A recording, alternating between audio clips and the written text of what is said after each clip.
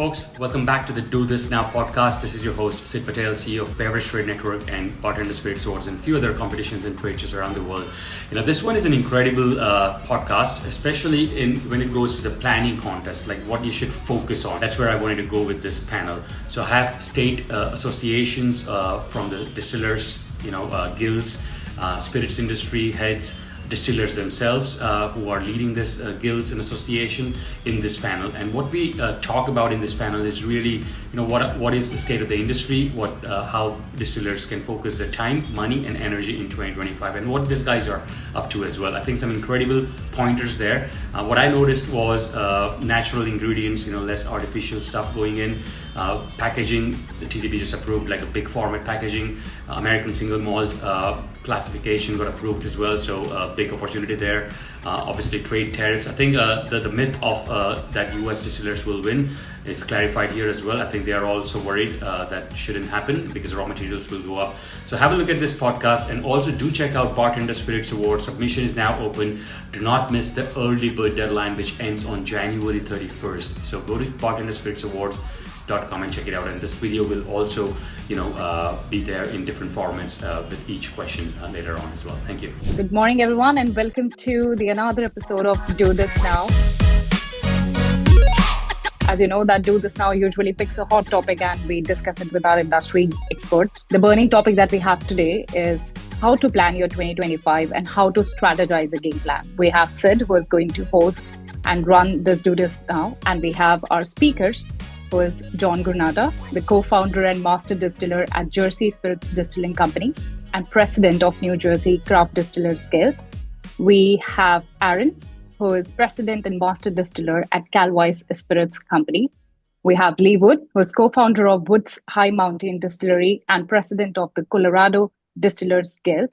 And we have Ellie Smith, who is co-founder of Baltimore Spirits Company and president of the Maryland Distillers Guild. We're waiting for one more speaker, who is Eric Klafter, who is our head distiller and co-founder of Thornton Distilling Company and president of the Illinois Distiller Association. So over to you, sir. Great, fantastic. So the idea of this podcast is really to help distillers plan, at least the next few days that we all have, and then we go back to our normal routines. I think it's important to understand what kind of energy where you deploy, especially some of the initiatives. So that what we want to do is brainstorm from you guys. I mean, you talk to members, you have your own associations you run. So I'm sure that there are a lot of back and forth conversations that you also have with your distillers, and at the same time consumers on the other side, because you are the distiller as well, and you are selling. So it's a great combination because you are the practitioner of what you're going to talk about as well. So my main question here is, 3 or 4 things that I've identified, which we will go through, to understand the category, the consumer, what you are doing sort of to grow, which will all go in as a planning notes, put it that way, right? So let's start first with really, premiumization, or the categories that the data is showing that it's going to grow, which is a hot consumer that you are personally eyeing for and that you think would be a profitable customer, demand and profits, let's say. And which are the markets, let's say, where you see a strong demand still for spirits? Yeah, well, I'll kick this one off and then see where we are. I think the premiumization question is certainly an interesting one because I don't have a lot of data on this, but my sort of impression of it is that what we're starting to see is sort of something of a bifurcation in the pricing, and where super premium products I think have an opportunity to hold up. And I think that there's also a huge segment of the population that is also trading down in terms of price categories. So you're seeing some movement there. It's this middle section where a lot of us craft distillers sort of occupy, say in, whiskeys in kind of the $30 to $50 range. That it's going to be interesting to watch and see where that lands. And I'm not 100% certain. If I knew, of course, I would be selling a lot more spirits, where exactly that's going to land. But, that's kind of where we're watching, is to say, all right, where do we position our products in order to kind of fit into a category or a span that will continue to move. Now, we're and like a lot of small distillers, especially in Colorado, are very dependent on our tasting room. And so we're at a tourist area in a little town in the mountains in Colorado called Salida, which does a lot of summer tourism, not as much winter tourism because there's not a ski area there, but or there is a ski area, but it's not a ski town per se. And so we see most of our traffic in the summertime. So, what we're looking at is, who's coming into the tasting room, how are we serving them? Are we, how do we combine our packaging, our bottles with our cocktail program, all those kinds of things. It's going to be an interesting year, 2025, to be sure. I think certainly for all of us distillers here in Colorado, and I think around the country, and certainly around around the world, if you look at the numbers out of Scotland. And so it's also looking at where's the market going. RTDs, of course, are sort of the bright spot in the spirits market, but it's really a challenge for a lot of us smaller guys to be able to access that market and to be able to effectively compete, particularly in canned cocktails.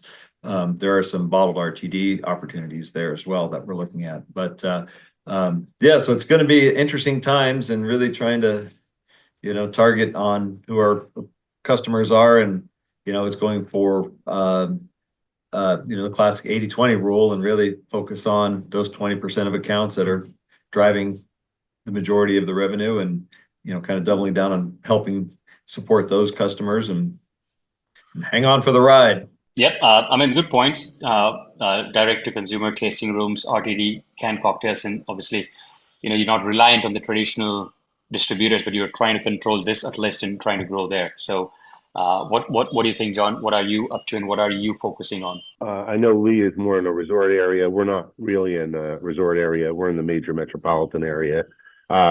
Don't get me wrong, we do get a lot of people just traveling through, which is great, but tourism isn't our main thrust. So we're just trying to really tap into, the markets around us and the people around us, which is growing and changing on a daily basis. A lot of people are moving in from the city into the suburbs, and that's where we lie. We're right at the doorstep of New York. So there's a big change, and we're starting to even go a little old school with some of our marketing. Social media, of course, is a big part of it, but we're actually starting to implement some postcard reach and stuff like that, like the EDDM cards stuff.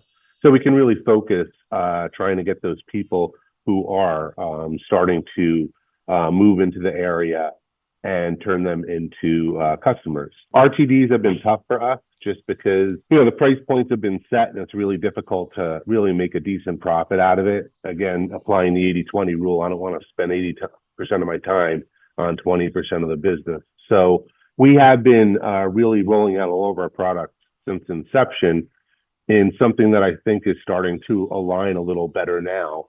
A lot of people are looking for things that aren't full of additives or chemically flavored, but rather purely flavored.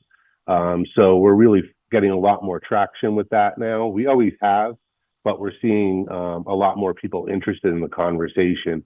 A lot of it starts out with tequila because people are looking for no additive tequilas. Of course, tequila is the weird one because we can't make that locally. We can make agave spirits, but not a straight up tequila.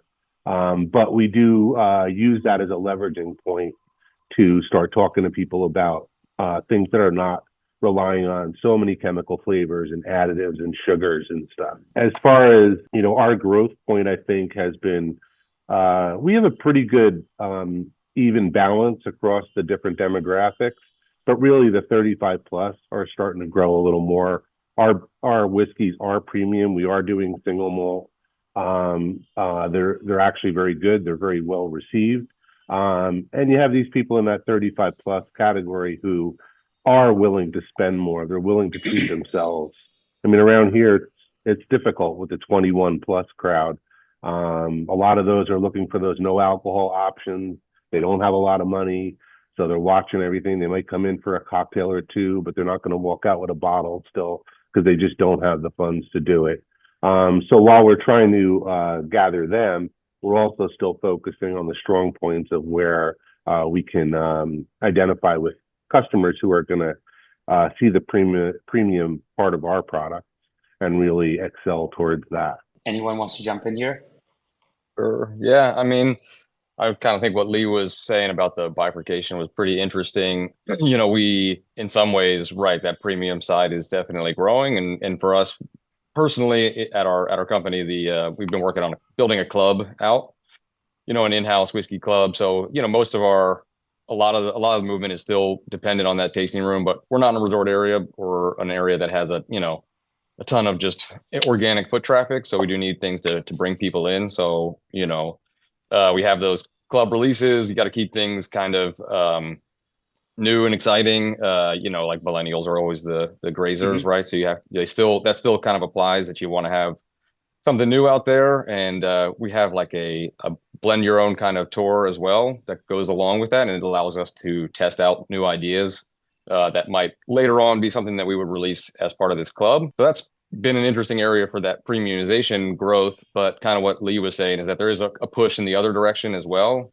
Mm-hmm. And I think that we might be looking for some of our growth to now be more in that on-premise account. I think originally as a newer distillery when we were opened, when we just opened, it was, it's been a struggle to stay in on-premise accounts. Even friends of ours and local people that we've known forever, just it's the spirits industry is tough to stay on a cocktail menu. But I think now that brands, certain brands have been around for 8-10 years now, kind of gives you that established feel. So you're able to get some of your products into these big accounts that can move a lot of product on premise. So that's going to be one of the areas of focus for us is keeping that premium product, especially in-house, and then we'll start to push some of those out to stores, and then looking for on-premise accounts to target as well. With nice. Now where our whiskey is still like Lee's saying, we're still in that range. It's a little bit up, but we're working on having something available that can work in those on-premise accounts for their cocktail menus. Not Rittenhouse prices, but get. Got it. I mean, yeah. I'm hearing all three of you still are focusing more on your own sort of D2C and your tasting rooms and whatnot. That's great. Aaron, how about you? Yeah, I think that the premiumization trend is over. I think that we're definitely seeing the early signs of de-premiumization. I think that especially here in the U.S., we've had some pretty severe inflation, and it's made people very price sensitive. And I've seen quite a bit of evidence of that, and it's definitely bifurcated between economic class. Like the top 1% of earners, they're definitely still coming in to my tasting room. They're still club members, and they're still spending quite a bit of money, potentially even more money than they've spent before. But we're noticing that the average income earners, even upper middle class, they're starting to look at their budget. They're canceling club subscriptions. They're starting to opt for the $15 Trader Joe's brand of vodka over the $40 bottle of craft vodka. They're looking at ways to still get quality spirit, but at a non-premium price point. So I think that as distillers, we're at a fork in the road. Do we continue to make these premium products at these premium price points and market them to 1% of the population that's still buying it, which is still a significant slice of the pie? Or do we look at potentially coming out with new lines that have more economically friendly price points? For us, our plan for 2025 is always to be launching our American Single Malt. That has been sort of our flagship and what we've been focusing on for the past 6 years, laying that down. So that really actually hasn't changed, particularly since we're seeing more interest in that category. We're seeing the TTB now adopting the standards of identity, which we think is going to be huge. It's not a category that's going to develop overnight. It's still going to require quite a bit of education around it, but our plan has been to focus mostly on that. I think to echo what some of the other panelists have said, it's getting harder and harder to get your spirits on-prem. People are becoming more price sensitive, and that is both consumers as well as beverage managers. And they're seeing their business going down in the way that they're addressing that is by really trying to focus on their COGS. I think the price is going to be important. It'll be interesting to see what happens with the category of American single malts, because if there are potential tariffs, the last time we saw that, Scotch prices shot up quite a bit in the US. At the time, there was not a whole lot of brands or inventory for American single malt to really be super competitive in that space. But right now, as companies have started laying down inventory and it's starting to become mature, it'll be interesting to see if that may even become for some producers, a more budget option for people who like to drink single malt, who are now finding that their favorite scotches and Japanese single malts are becoming more and more inaccessible. This may be a silly question coming from a non-distiller, so I just want to still understand. I'm very curious. So let's say that American Single Malt just got this amazing classification. My sense says that retailers are going to entertain that because more slots are going to open, the shelves are going to open. That's how I'm seeing it, right? Like there is a chance. Yeah, at least there is something. It's not like you're another vodka or rum or whiskey, another bourbon. At least this is something new that, okay, I'm adding a couple more, including the bartenders in the menu and whatnot. So maybe that one. Second is no alcohol for sure, and low alcohol or something. So again, I don't know how hard it may be, even if it's a private label gig little you do and with your brand and come with something different. I'm very curious on this kind of things. Like why is it hard, or how are some different ways you can come out with something which is aligned with the market, like American Single Malt, RTD, non-alcohol. I do understand there is a nostalgia, there is a whole brand, and there is a whole legacy and a whole thing going on. But how do you weigh this kind of things? Like $1 today is more than $2 tomorrow, that sort of thing, where you have to survive. So what's your take on how you think about these things? I think for us, it's actually focusing quite a bit more on our brick and mortar and really trying to drive revenue here, where the margins are better. We're able to control the narrative quite a bit more by, we have a large event space, retail operation. That's thing. I think another interesting development has been the TTB allowing for new sizes of packaged spirits. That's not something that we're necessarily going to move into, but it's very interesting to see where, just the other day, 1.75 liters was the maximum that you could package distilled spirits. Now it's going to be 3.75. Wow, interesting. That's going to open up a lot of opportunity for certain producers, particularly to become very aggressive with the price points for, I think, low alcohol, also pre-made cocktails, targeting on-prem. That's something that we're going to pay a little bit closer attention to and see if there may be an opportunity there. That's a good one, I think. Yeah. Yeah, I think it'll be certainly interesting to see with the new single malt standard of identity. We make all malt whiskey. So for me, it's a fantastic move and something we've been waiting for a long time. One of my whiskeys is a malt whiskey, but I have wheat and rye in it, so it doesn't qualify. But I do have a single malt that we've been laying down for the last, as Ari said, I think we're 6-7 years now, we've been laying that down, and those barrels are now maturing and really getting good. And one of the things that we're super excited about is in Colorado, aging in new oak creates this very intense maturation. And our malt whiskeys here actually do similar to Scotland, although completely different climate. They do really well in used oak, and so we're excited to be able to now start aging that in used oak. We've been aging it in used oak for a long time, certain barrels, but not able to make it a main marketable product. That law change really helps that tremendously, and the standards of fill also is going to be really interesting. This is a brand new thing. It just came out, I think, yesterday. And so that'll be interesting to see, as well, as because one of the things that allows you to do is it opens up all kinds of packaging options that we didn't have before. And there's a lot of opportunities now to package in different, both can sizes and in bottle sizes. And one of the things that we do is we package in an aluminum can. We have one of our whiskeys and our potato vodka that we'll package both in glass and in aluminum. And that's been, sourcing a 750 ml aluminum can or resealable bottle was an incredibly difficult thing to do. And with these new standards of fill, it really opens up a lot of packaging options for us. So I'm excited about that. I think there's some interesting things there to work with and to do. Looking forward over the next year and particularly. Mm-hmm.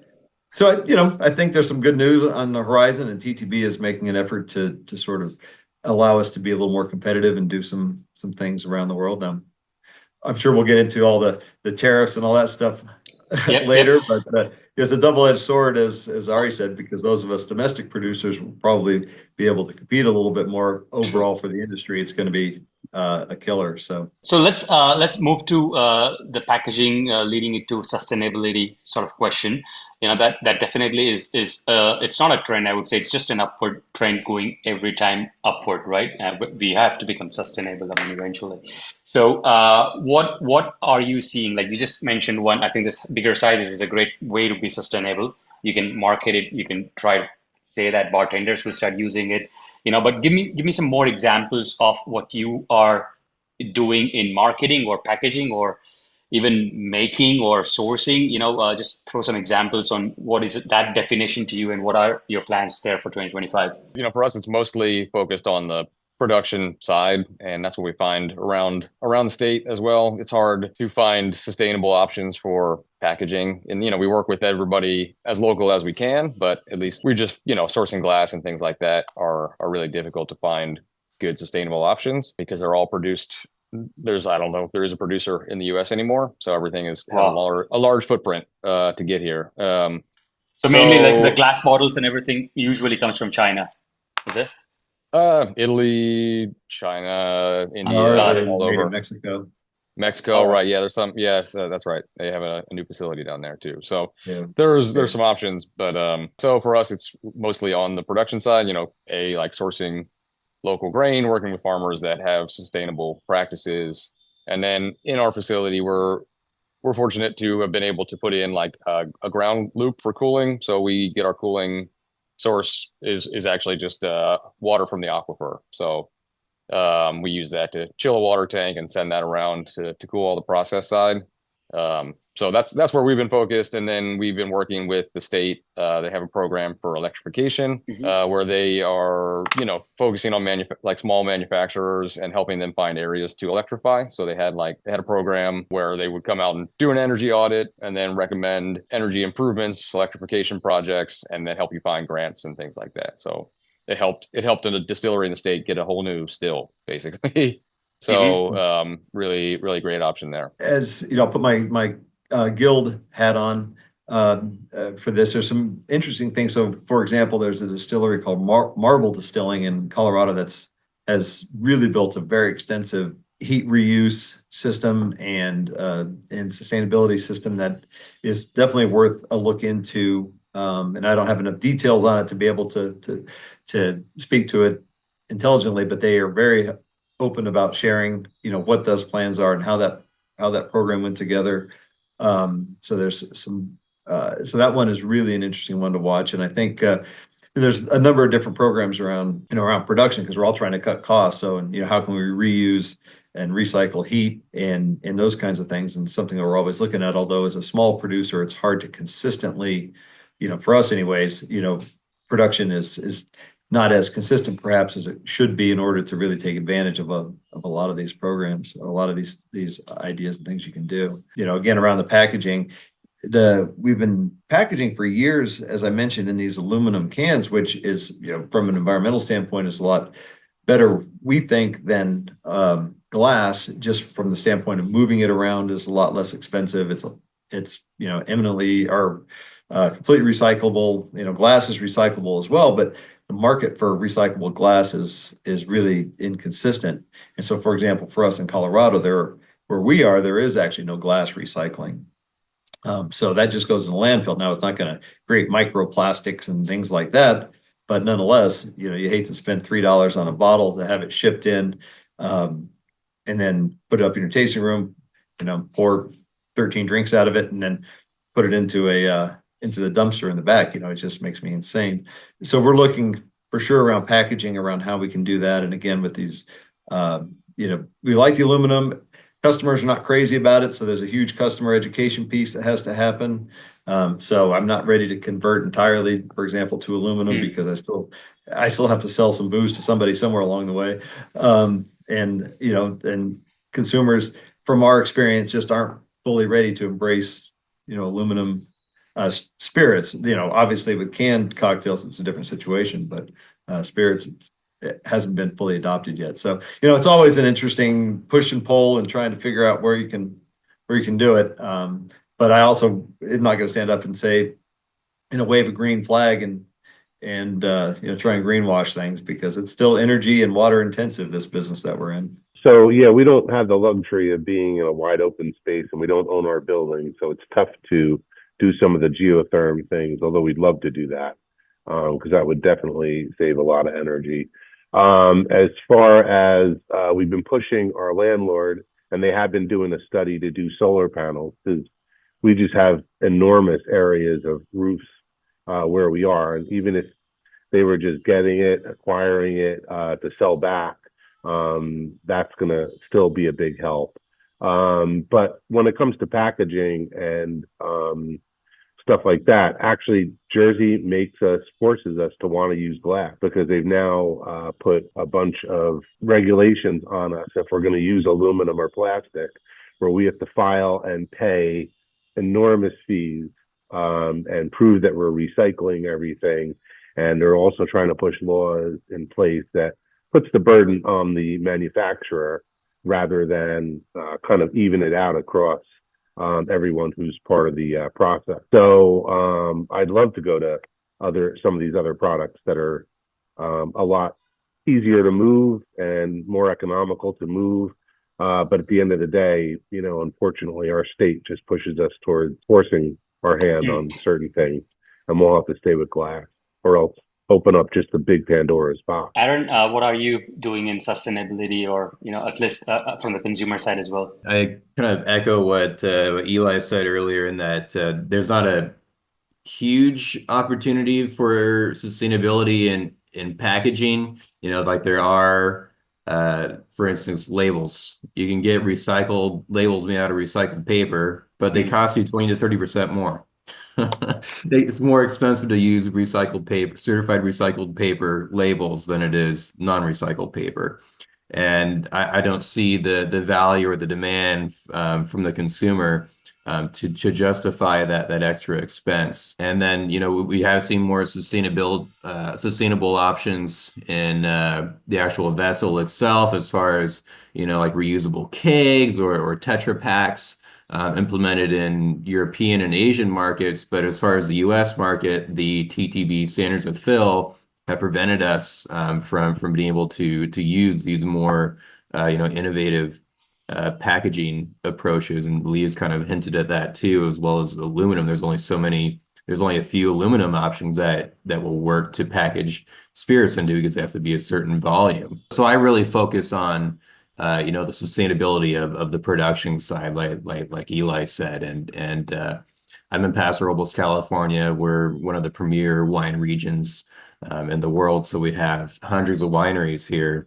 And one of the things that I do is I take all of the juice that the wineries are discarding as part of their winemaking process, because in order to make those big, bold red wines that we're known for, what they do is they want a higher skin to juice ratio, so they bleed off and dump a lot of the juice. And before myself and a few other distillers in the area came along, this juice just used to go into the sewer system, or just be dumped on the ground, or they have to figure out some sort of way to process it that wasn't super environmentally friendly. But now us distillers come around, and it's still great juice. It has a high sugar content, great flavor, and we can ferment this and process it into brandy or vodka or gin or any sort of spirit that we want. So that's our main sustainability practice that we're doing.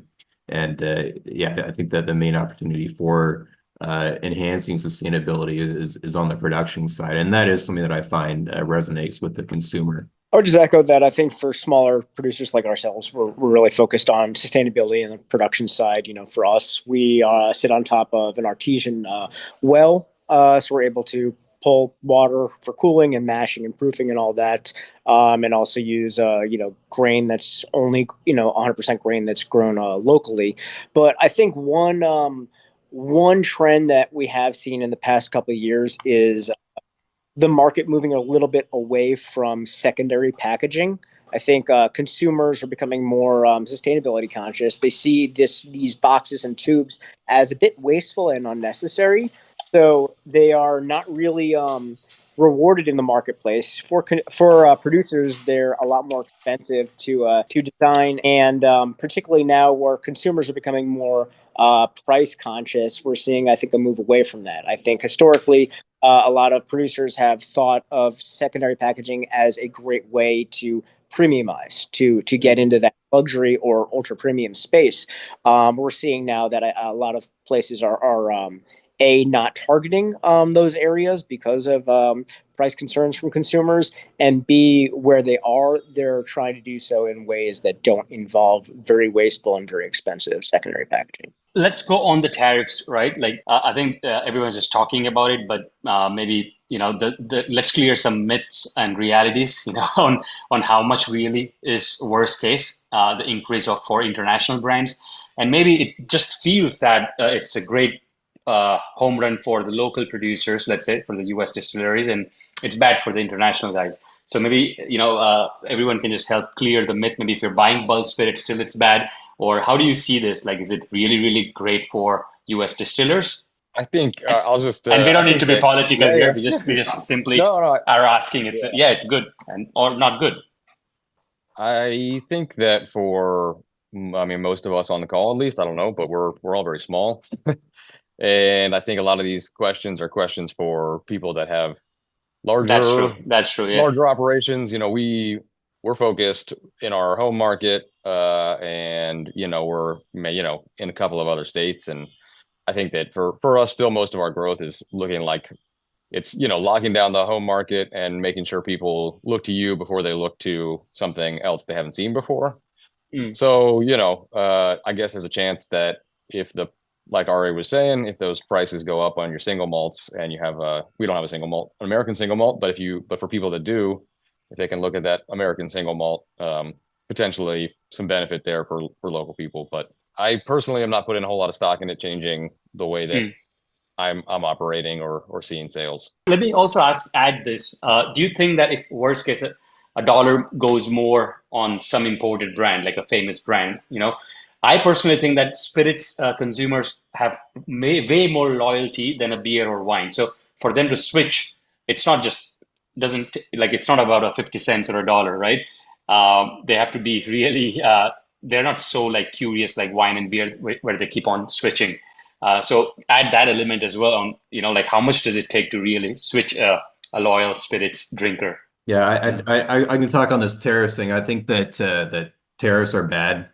And when you're trying to run a business, anything that restricts free trade is not a good thing. For instance, I do export to Europe, and if there's a tariff that Europeans put on American goods in retaliation to a potential tariff on European goods, are those buyers still going to continue to buy over there? I think that the other thing is it may make American single malt more competitive here, because if Scotch is just so much more expensive, maybe Americans are going to buy more American single malt. The other thing is if there's a tariff on Mexico, right now tequila is really king, and we can make tequila here. So is that going to help us because there's less tequila coming into the country, so people are going to drink other things?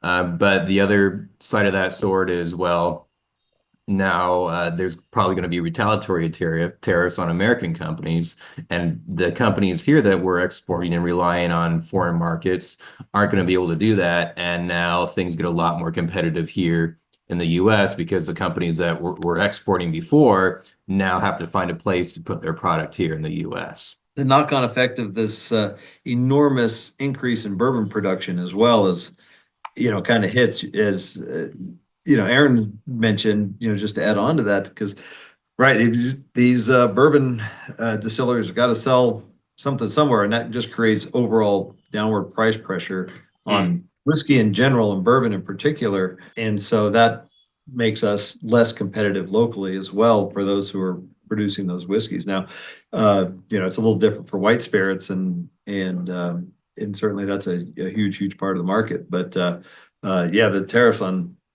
whiskey, I think, are going to have lots of unintended consequences that are really going to be bad for the overall industry, despite a few bright spots perhaps, and making our single malts a little more competitive.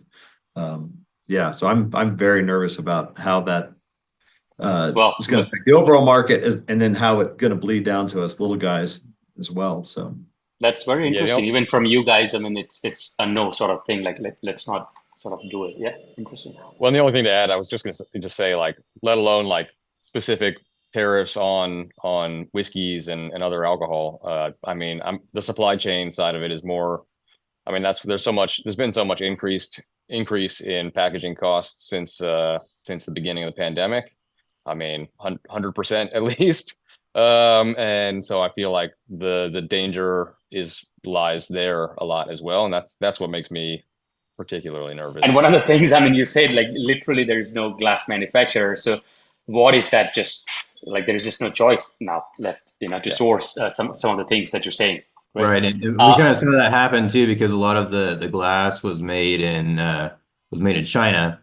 And even if you weren't sourcing glass from China, the cheap Chinese prices coming in were keeping everyone else trying to be competitive with that. And then some pretty high tariffs were put on China. There's a lot less glass coming in from China now. And producers were able to raise their prices. And I don't know about everyone else, but my highest packaging cost is the glass itself. And my glass prices have gone up like 50%. And it's going to stay that way because the tariffs have prevented foreign makers like China from coming in and creating some downward price pressure on other producers. If you were all planning your own like 5 important things overall, production, sales, marketing, just as an owner, CEO, sort of what kind of notes you are writing personally to achieve. So maybe everyone can share their like 5, important annual initiatives that you're planning to take. We're focusing, just kind of refocusing on our local home market, pushing our products now. I think that we've been around for almost 10 years, and we're hoping that people, it takes a long time. Like, it takes a long time to make whiskey. It takes a long time to get people to convert to your whiskey. And our goal is to really make sure that this is the year where we sort of land in people's permanent mind space. And some of that is by, directing people through our club, into the distillery, to see the space, finding new ways to share that space with people who aren't so close by, and also finding ways to work with on premise. I mean, it's hard to move on premise, but those relationships can really pay off. So I think that we're working on that, on strategizing on the pricing of the product, the marketing around that, and how we get ourselves established in some big accounts. Yeah. And on premise meaning you selling locally, or having a proper state distributor channel focusing on premise? On premise meaning bars and restaurants. So but it's you selling them directly, right? Or you focusing on distributors? We have a distributor relationship as well. So, but we still we still have to do a lot of sales ourselves. So The whiskey shelf has just gotten extremely crowded.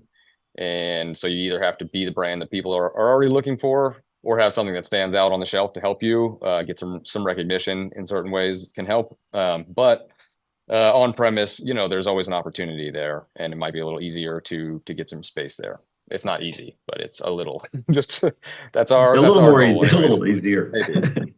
We're doing much the same that Eli was talking about, where really focusing on the local market, sort of reinvigorating our distributor support and relationships, and you have to have people out in the field selling right now. You just can't count on distributors. Can't ship a pallet off and expect it to disappear.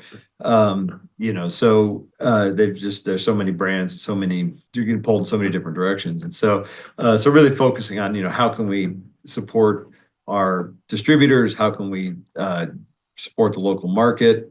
Continue to make a great experience in the tasting room, because that really is, the tasting room is our best marketing tool by far.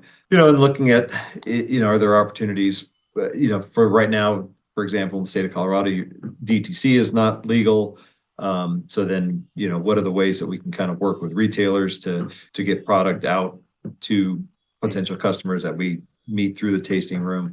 So different things like that. I mean, it's really, and cash is king. And so we're, checking the account every day, saying, all right, what's the plan going forward? Are we buying grains? Are we not? That kind of thing. So, it's interesting times for sure. But yeah, I think, as long as you continue to focus on fundamentals and support your customers and in your local market, we'll kind of focus on that for 2025 and see where 2026 takes us. Like both Eli and Lee, and I'm sure everyone else, we're looking at all the same stuff. But we're also looking to make the experience in the tasting room more interactive, kind of like the way it was prior to the pandemic, and really get back to that and bring that experience that resounds to the customer, and they can kind of get a longer term with that interaction and be more inspired to come back. We're also doing a lot of outreach with New Jersey is a small state, so we can get around it pretty easily. We're doing a lot more with our farmers markets, and we're allowed other 25 off-premise events that we're allowed to do as long as they fit the criteria. And we've really been focusing on that. We started doing street fairs and stuff like that last year. And again, it's just a better way to really connect with the customer and also support those stores in those areas that our product's in, because we're able to connect them with it on a more personal level. Right now I'm focusing on local market and tasting room, and really what I'm going for there is that top 1% of the population, the higher economic status that can't afford the higher priced items, and I'm looking for to create premium experiences that cater to that market as well. So I think that's the best way to run a successful business for a tasting room. And as far as distribution, I'm pulling back on my more premium priced items, and I'm looking at putting out a new line that has more economically friendly pricing, but also while balancing that with maintaining the high quality that people would expect from a craft brand as well. I mean, just talking trends in general, I think the other trend that will now be even intensified by the single malt categorization is the toasted barrel trend. I think toasted whiskey aged in toasted barrels, we're already starting to see hints of it. Every distillery I visited out in Kentucky a few months ago, they're all laying down toasted oak barrels. I think that the market is just going to go crazy for toasted whiskey in the next couple of years here. So if you can lay down barrels of toasted whiskey, I think that's the way to go. I'm going to echo pretty much what everyone else said, is focusing, doubling down on our home market, really focusing on our tasting room, guest experience, trying to do more and more private events, which again is a little bit different from most beverage producers, but that's huge for us. Obviously, launching and really focusing on our single malt is going to be key for us in 2025. Also, I think doubling down a little bit on our kosher and kosher for Passover spirits. That is something that we do quite a bit of, and it is a captive audience. And because of the complexities and costs involved in kosher certification, particularly on the Passover side, it is not the most crowded space. It has its own gatekeepers, and it can be a very difficult space. And obviously, it's a limited community, but it is a captive audience, and that's something that we're going to be focusing on more and more. Ankita, do we have any questions? Yes. So the question here is, and it's not being directed to anyone specific, so whoever wants to pitch in, how do you think the local influencers can help a brand to become more successful? Or we definitely rely pretty heavily for, social media marketing has gotten trickier over time. Finding the right influencer to work with to promote your product, whether it's paid promotion, or you can, even better if you can get a bottle in their hand and they like it. And, it's we focus on the local influencers more, but of course if you can we can sell some bottles through a partner around the country, so then you have opportunities to work with national influencers as well if the opportunity arises.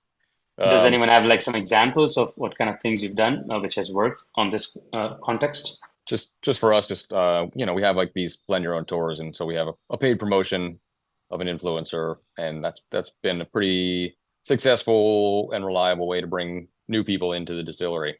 Yeah, and I think capturing to the extent that you can first party data of folks coming into your tasting room. So if you can capture email address, phone number, whatever, any way to follow up and contact them afterwards, and then begin to just build lists and connections with your customers through that route as well. I mean, it's a very captive, generally receptive audience, and so that's a great way to also then build that audience out of your tasting room. It doesn't cost anything. Right. Great. I think there were a couple of questions on how a brand can bring a long-term relation with distributors. So any strategies that you can just quickly bullet it out? Keep answering. Yeah. Well, I think a lot of us got, if you were there earlier on, it was a lot easier to get it with a distributor. And so, it's become harder. So I think that showing, knowing your story and being able to tell your story really well is what is going to help you sell your product anywhere. Right. And you need to have that story ready to go. And the reason for you being out there and kind of proof that you can move some product is going to help you in front of that distributor. But it has gotten a lot harder to get a relationship with the distributor established than it was 5-10 years ago. And I think it's dependent on state laws as well. So for example, in Colorado, we're allowed to do self-distribution. And so, what we did early on is went out and got 150 accounts and went to the distributor, said, well, here's our 150 accounts, will you take us on? And that made it very simple to get into distribution. But I do agree, it's much, much more difficult now to get distributors on board. But that's essentially how it works here in Colorado, where we're allowed self-distribution. So you do have a path to present a whole package to a distributor. Maybe I'll add one question, Ankita, on that. Let's say this time of the year, you have your 10, 15 distributors, and 5 you are happy with, 5 you're not happy with. For them, what kind of things you may do or you're doing to sort of win that relationship back and that trust back, to ask them a chance and then maybe restart that relationship? Oh, I think one of the bigger issues with us and distributors, at least this is what we get in New Jersey. We are all basically small mom and pop shops.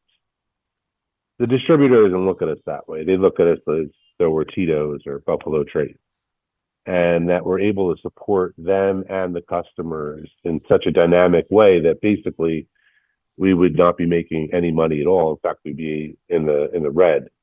So we really have to figure a way to kind of level that and let them understand where we're coming from, because at the end of the day, all of these liquor stores, they look up and go, oh, they're going to come in and they'll redo whatever I want for 25 grand, and they want new lines in or a bar in at an on-premise place. But what they don't understand is we're not at the same level as even they are as a business. We're not spending hundreds of millions of dollars on advertising, which they're getting the benefit of. When you talk about Tito's, let's say, there's a lot of stuff that goes behind Tito's to put it on the store. None of us are able to do any of that.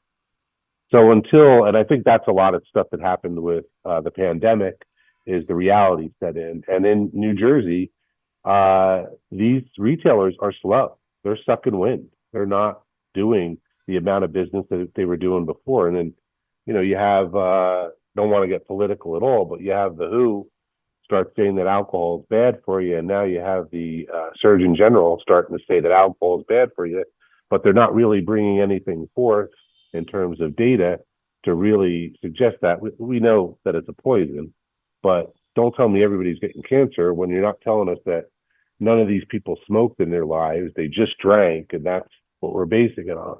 And now they're getting confronted with that. And, this Delta 8 and Delta 9, they're harming the alcohol sales in the liquor stores. because they're cheaper products for them to buy, and they don't have to sell it to somebody who's 21 and old.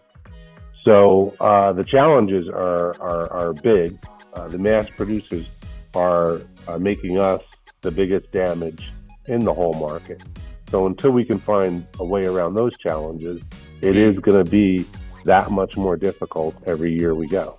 Cool. So let me add some optimism here. I think it's still a great year, by the way, guys, compared to wine. So spirits had amazing 2024. I'm sure it's going to continue. We're seeing the category premiumization, and US overall, it's a strong projection, right? So I think we are in good space.